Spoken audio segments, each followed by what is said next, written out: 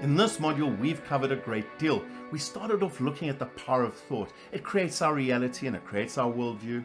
But within our thought, there's a lot of assumptions there that are not necessarily true. And that is why it is so important for us to step into our thought processes, using the ladder of inference to apply our own freedom of choice around what we are thinking. And as we do this, we take accountability for our own well-being.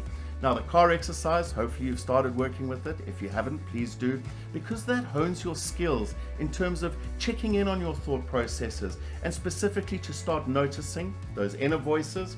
And as you notice those inner voices, to start questioning the assumptions behind them, to start doubting your doubts, but to also watch out for that little saboteur that can come in and try and keep all those inner voices still in place.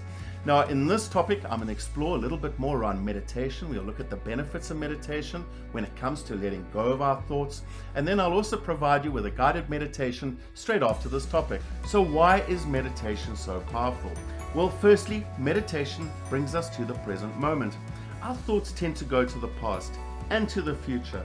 This is how our past can invade the present in the form of thought. We can think of what we shouldn't have done, what we wish we had done, and that thought that also says, if only. If we are thinking into the future, we are worrying about what might happen. The past and the future are generally very unsafe places to be, and we can feel constantly threatened with these thoughts. So where is the safest place to be?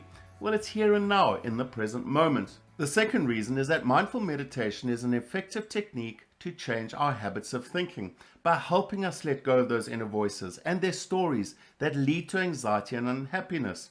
Now, I'm referring to letting go, not stopping our thoughts. Have you ever tried to stop thinking? Alan Watts said that trying to stop thinking is like trying to smooth over water with a flat iron. It just stirs things up. So when we try to stop our thoughts, they really just scream louder. We will explain later in the lesson how meditation helps let go of our thoughts. But for now, let's look at what happens from a neuroscience perspective as we let go of the old habits of thinking. Our habitual thinking has neural pathways in our brain to support them. If I get angry on a daily basis, I'll have a well-paved neural pathway that supports this anger. Now, when I start letting go of that angry thought, I stop using that neural pathway. It effectively disintegrates. As I start changing my thinking processes to more peaceful thoughts, for example, I'm creating a new neural pathway. It's called neuroplasticity. Our brains change whenever we learn something new, including new ways of thinking. Now, initially, when we decide to tell ourselves new stories for a healthier well-being, we are paving new roads, which requires conscious attention and energy. And we can keep going to our old thought patterns because their pathways are still very well paved. However, with patience and perseverance as the older neural pathways disintegrate in time, you will find that the new ones begin to become easier. Now, this applies to all habits we wish to change in our life, and this is also why it is so difficult to change our learned habits and patterns. It's always easier to go on the well-paved road rather than build a new one. Now, this leads to the third reason why meditation is so effective. There's been a lot of research around the impact of meditation on our well-being. Neuroscience has discovered that through meditation, we strengthen our left prefrontal cortex, the wizard, and we become more focused and less distracted. The amygdala settles and has less hair triggers that set it off, so you become less reactive to your hot buttons and you recover quicker from stressful situations. So you can see this is an additional tool to help manage your hot buttons. The benefits are many. Research has shown that if we meditate over 28 days for 27 minutes on average per day, then we begin to feel the effects.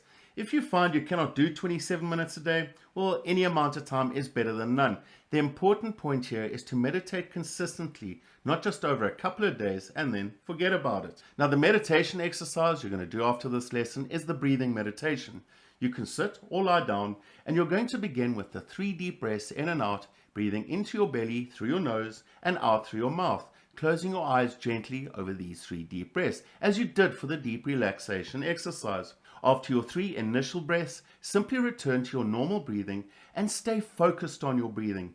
Pay attention to the gentle movement of your breath, the texture and the feeling of your breath. You can also pay attention to that small space when you change direction of breath from in to out and out to in. It's what I call the nothingness, when there is a small window when nothing happens. I will, of course, be guiding you in the meditation. Now, when you first start with this meditation, you may have thoughts that distract you whilst you're focusing on your breath. Notice your distraction by the thought and simply return your attention back to your breathing. This is where you let go of the thought, and you will realize that, like waves washing up on a beach and leaving, when you do this exercise, your thoughts will wash up and then they will leave as you let them go. This may happen frequently at first if you're new to meditation, but as you become more experienced, the distractions become less. Now, when you do this exercise, you want to be sitting with your back straight and your head upright. If you're in a sitting position, your hands will be gently resting on your lap or in any position you may feel comfortable. If you're lying down, your hands will be resting in such a way that you do not have to fidget or move during the meditation. You want to be as still as possible. It's important to have privacy and quietness around you so that you're not distracted by the environment. So please work with your meditation when you are comfortable and you have the privacy to do so. We have provided you with a guided meditation straight after this topic that you can work with. And in Workbook 3, Exercise 4, you're challenged to do this over 28 days and ideally for 27 minutes. But as I said before, if you can't do 27 minutes, well, any amount of time is better than none. Now, in the next module, we're going to be working with the drama game. This can really rob us of our well-being, so we can explore why the drama game happens. It's got something to do with the ladder of inference, and more importantly, how we can step out of this drama game. Now, as we finish off this topic as well as this module, I leave you with a wonderful quote by Seneca. True happiness is to enjoy the present without anxious dependence on the future. So I will see you in the next module, and in the meantime, please work with all your exercises in Workbook 3, and until then, take care and stay aware.